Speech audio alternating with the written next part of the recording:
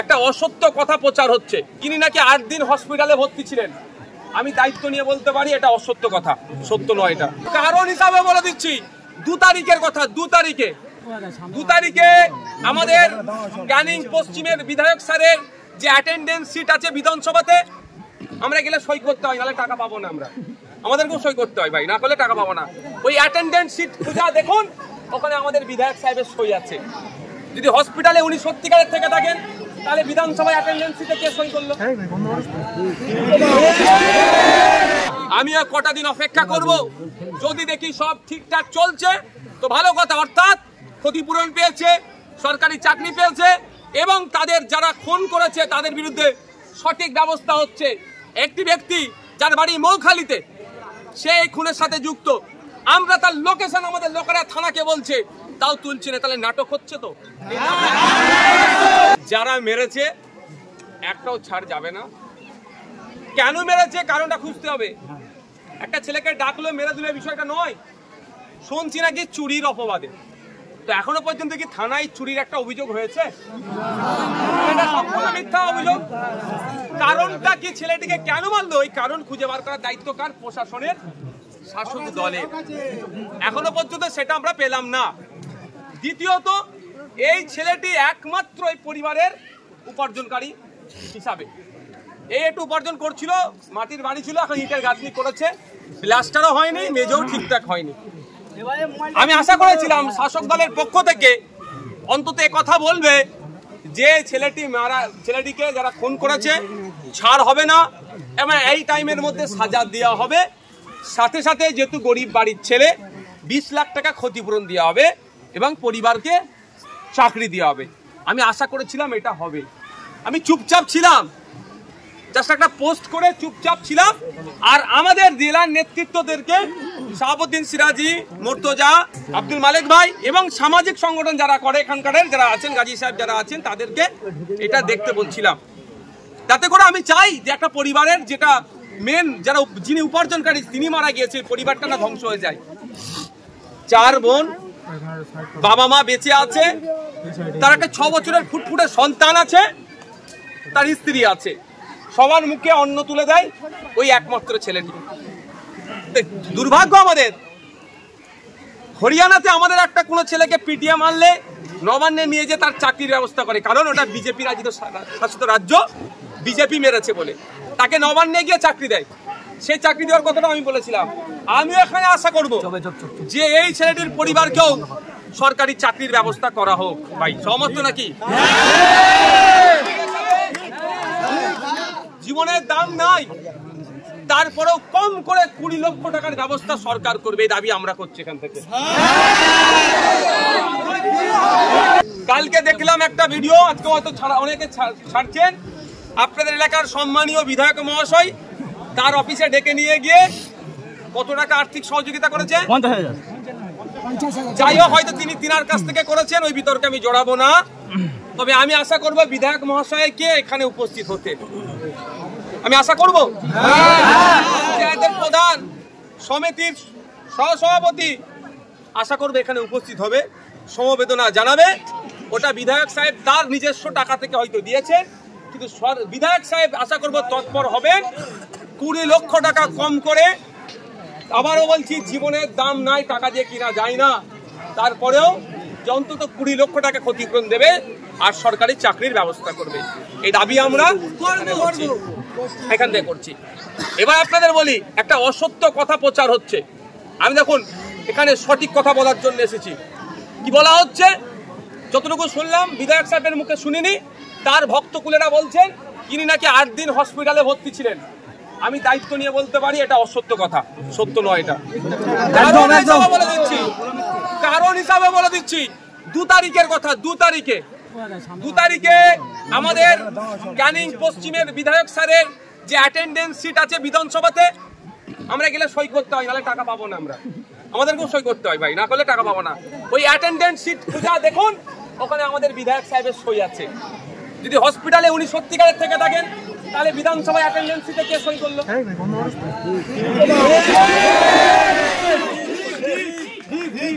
আর আমি যদি ভুল না দেখি, আমি যদি আমার চোখ যদি না ভুল হয়, আমি 2 তারিখে আমার পেছনে আমি যেখানে বসি আমাদের পরেশরাম দা ঠিক আমার একদম ব্যাক সাইডে বসে একদম কাছে, আমার উল্টোই একদম পিছন দিকে।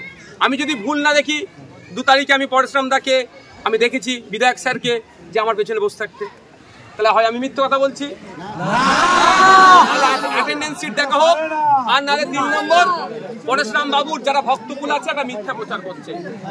আমরা আশা করব পরেশরাম বাবু এখানে আসবেন, আশা করব প্রতিমা মণ্ডল মহাশয় এখানে আসবেন, কারণ এটা ছোটখাটো বিষয় নয়। একটি ছেলেকে যেটা আমরা উত্তরপ্রদেশ বিহারে দেখতাম এতদিন, সেটা আমাদের রাজ্যে হচ্ছে, এটা মেনে নেওয়া যায় না। এটা যারা করেছে তাদের বিরুদ্ধে আমাদের লড়াই, সাধারণ মানুষের বিরুদ্ধে আমাদের লড়াই নাই।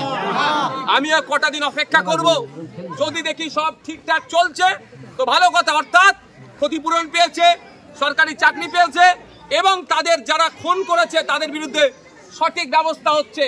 একটি ব্যক্তি যার বাড়ি মৌখালীতে, সে এই খুনের সাথে যুক্ত, আমরা তার লোকেশন আমাদের লোকেরা থানাকে বলছে, তাও তুলছি না, তাহলে নাটক হচ্ছে। তো এই নাটক যদি চলতে থাকে এর জবাব নেওয়ার জন্য কিন্তু আমি এখানে মিছিল মিটিং করবো। আমি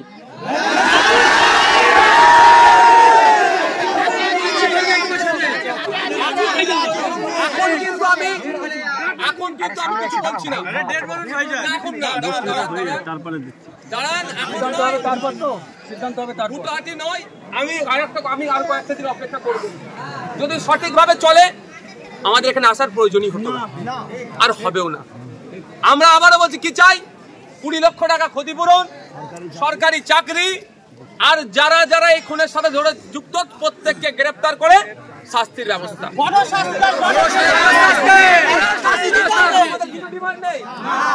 আর একটা ডিমান্ড আছে এলাকায়, এটা ঘুটিয়ারি শরীফ, তাই তো? সম্প্রীতির মাটি, ঐক্যের মাটি, এখানে হিন্দু মুসলমান নির্বিশেষে কাঁধে কাঁধ মিলিয়ে বসবাস করে। সম্প্রীতিকে নষ্ট করার জন্য ওটা চক্রান্ত ছিল। এই সম্প্রীতিকে আমরা বিনষ্ট হতে দেব না, ঘুটিয়ারি শরীফের মাটিকে বদনাম হতে দেব না। ঘুটিয়ারি শরীফের ঐতিহ্য যে এইখানে সর্বধর্মের মানুষের সহাবস্থান, ওটা আমরা বুকে আগলে রাখবো। যারা সম্প্রীতি বিনষ্ট করতে চাইছে তাদের বিরুদ্ধে আমরা হিন্দু মুসলমান ঐক্যবদ্ধ হয়ে গণতান্ত্রিক প্রক্রিয়ায় প্রতিরোধ করে তুলব।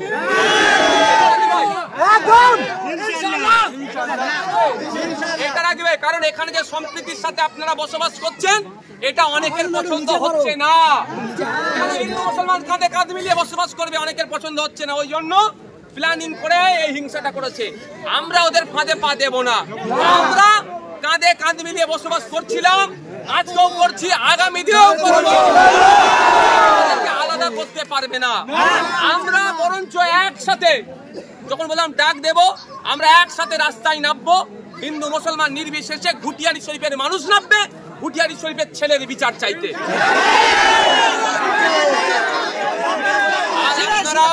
বলি আপনাদের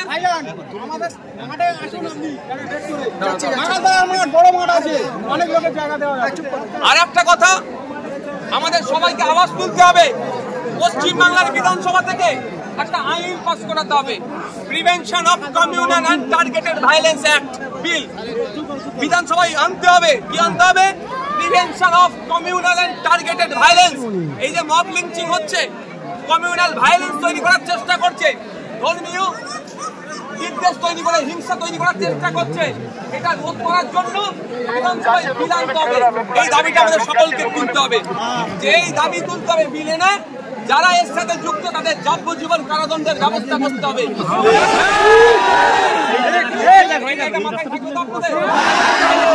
আরো ফাঁদে পা দেবেন না, অনুরোধ করছি। এটা নিয়ে সম্প্রীতি ঐক্য বিনষ্ট করার চেষ্টা করবে।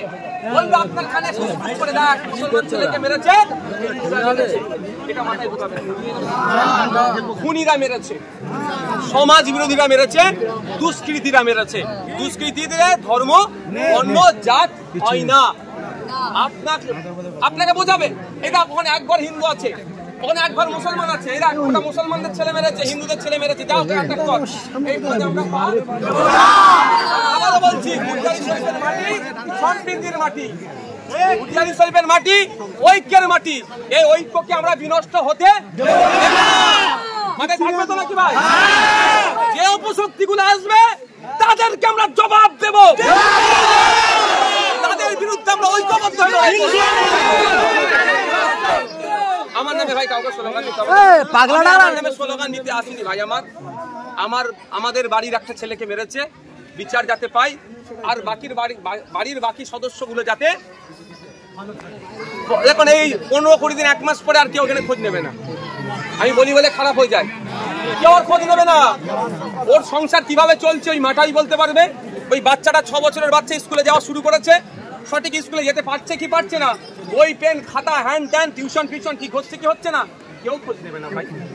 তাহলে আজকে যদি ওর 20 লাখ টাকা একটা সরকারি চাকরি হয়, তাহলে তো ওর ভবিষ্যৎটা বেঁচে যাবে। এই জন্যই চাওয়া ভাই, এই জন্যই চাওয়া, এই জন্যই আমরা চাই। সব ভালো থাকবেন আপনারা। হ্যাঁ আচ্ছা ভাই একটু দাঁড়ান, মিডিয়ার বন্ধুরা কিছু প্রশ্ন করবে, তার উত্তর দিই, তারপরে কবরস্থানটা কত দূরে। আর একটা কথা, যদি পুলিশ প্রশাসন অনৈতিক কাজ করে আসামিদেরকে ছেড়ে রাখে, তাহলে মাথায় রাখবেন আমাদের অন্য একটা রাস্তা খোলা আছে। কি রাস্তায় আন্দোলন হবে, আইনি লড়াই হবে। আপনারা জানেন আমাদের আবু সিদ্দিক হালদারকে পুলিশ কাস্টাডিতে অত্যাচারের কারণে মারা গিয়েছিল, হাইকোর্ট করেছি তো। পুলিশ বারবার ডেট নিয়েছে, কিন্তু আইনের জাল থেকে পালিয়ে বাঁচতে পারবে না। সম্ভবত এই 23 তারিখে ফাইনাল হিয়ারিং আছে। যে পুলিশগুলো আক্রমণ করেছিল সেই ব্যাটাগুলোর ব্যবস্থা হবে। অনুরোধের জন্যই আইন হাতে কেউ তুলে নেবেন না।